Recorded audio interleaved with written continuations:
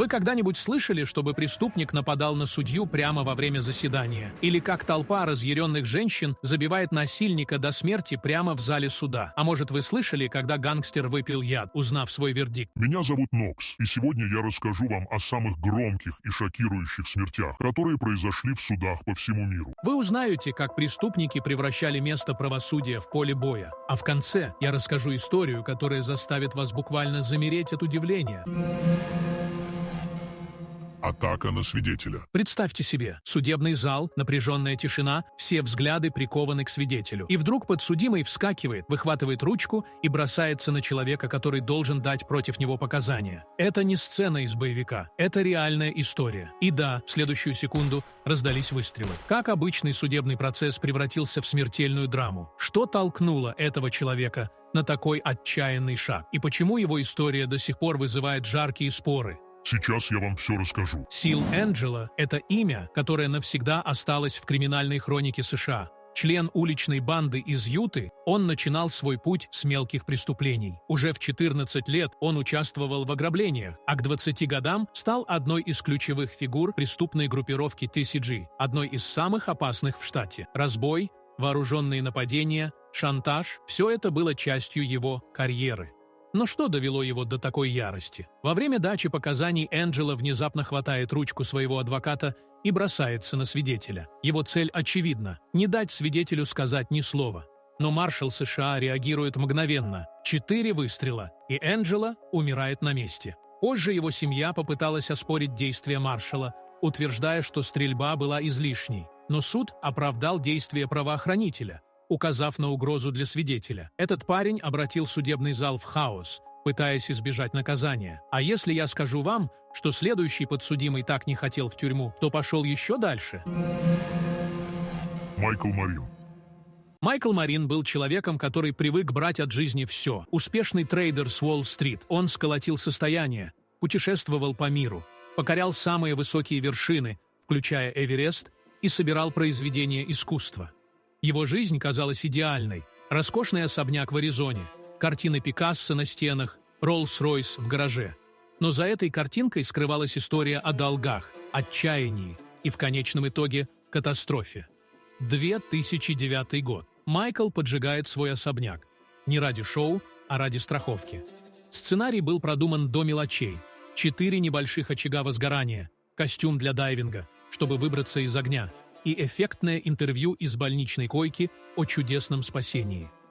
Но пожарные заметили нестыковки, а страховые детективы вскоре разоблачили его план. Обвинения в поджоге и страховом мошенничестве грозили ему тюремным сроком от 7 до 21 года. Судебный процесс длился 3 года, и, наконец, в июне 2012 года присяжные выносят вердикт – виновен. Все взгляды обращены на Марина, а он, спокойно сложив руки, подносит их к лицу.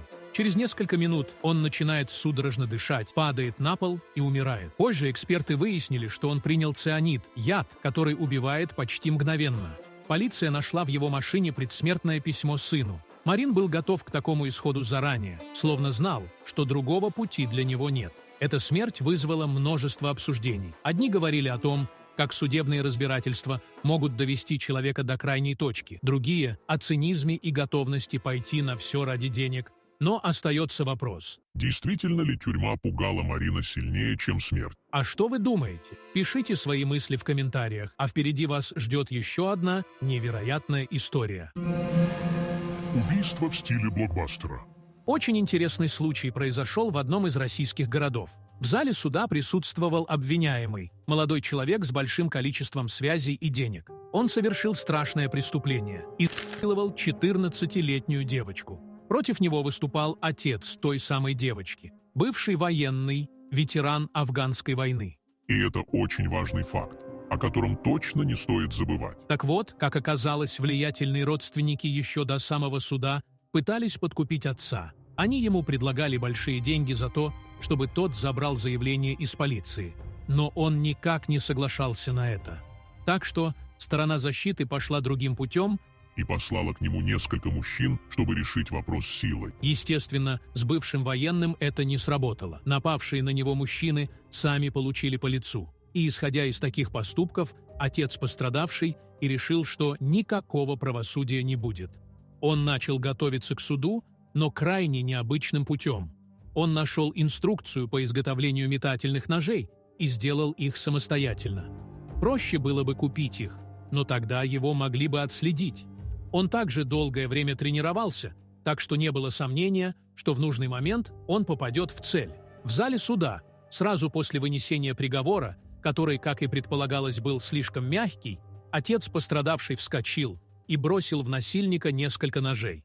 Всего он успел выпустить 3 ножа, и все они точно попали в цель. Первый и второй прилетели прямо в сердце, а третий — в гортань. Эксперты говорят, что хватило бы и одного. Ведь все они были смертельными. Все произошло настолько быстро, что полицейские даже не успели среагировать. В итоге... Подсудимый упал замертво прямо после приговора. Но самое главное, что этому мужчине вынесли справедливый приговор, что случается крайне редко. Его приговорили к 8 годам лишения свободы. Но есть одно большое «но». Это условный приговор, так что его отпустили прямо в зале суда. И лично я рад, что все так сложилось. Остается только пожелать здоровья его дочке. Потому что она, по словам отца, несколько раз пыталась покончить с собой из-за случившегося.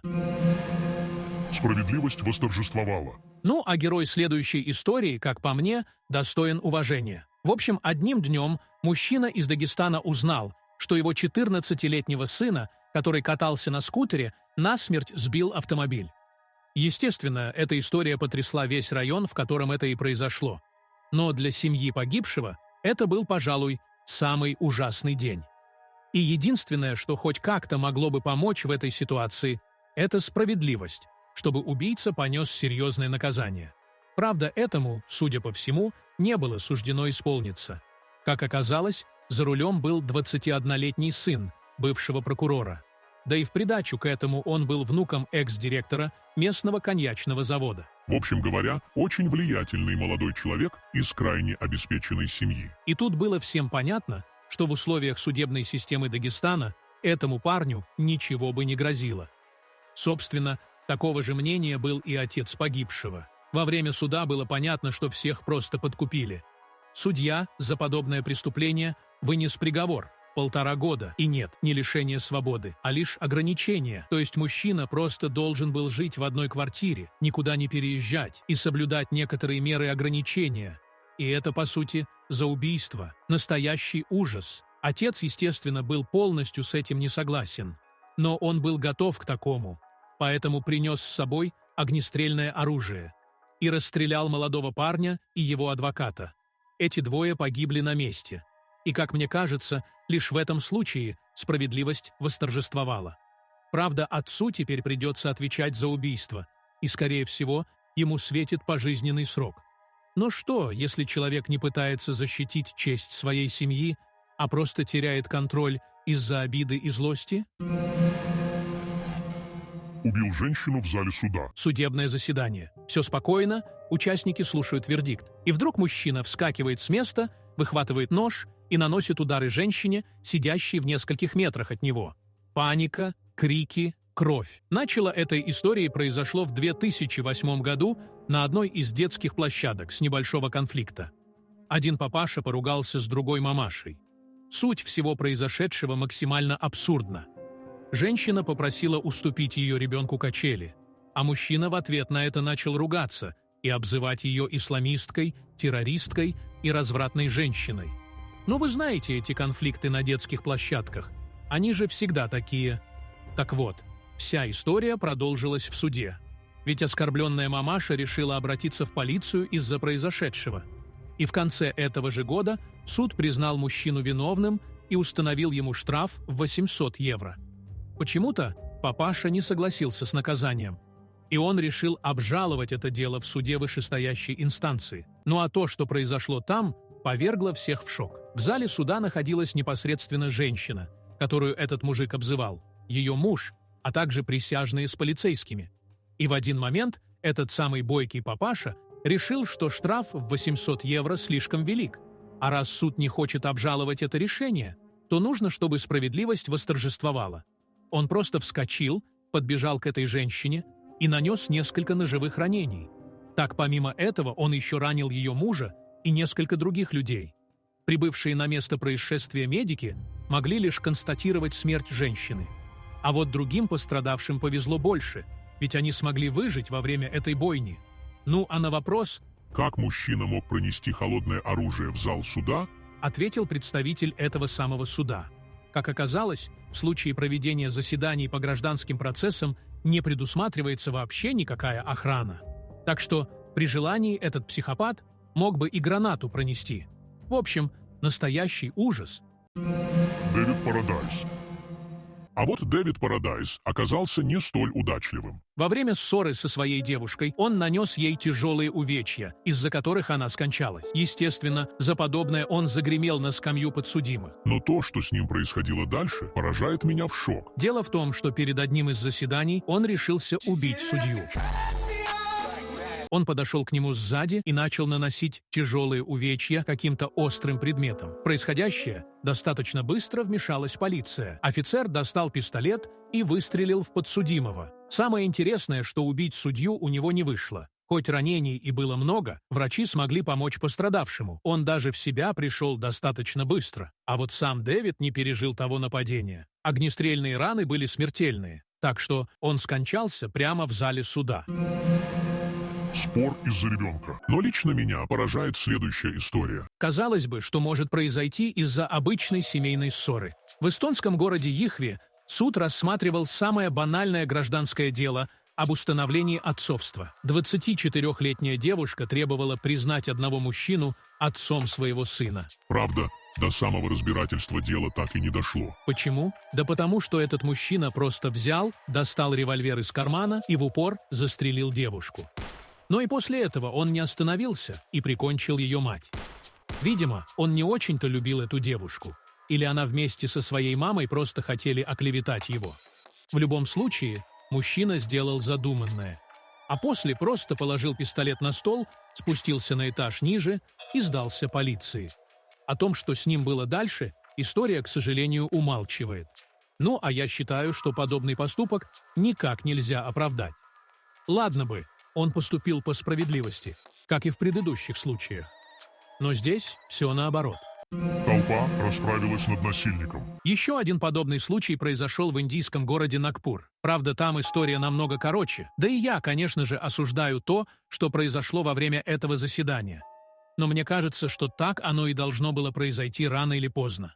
О чем я? Я про то, что в Нагпуре проходил судебный процесс против мужчины, которого обвиняли в изнасиловании женщин и детей. Естественно, за подобное ему грозил бы немалый срок.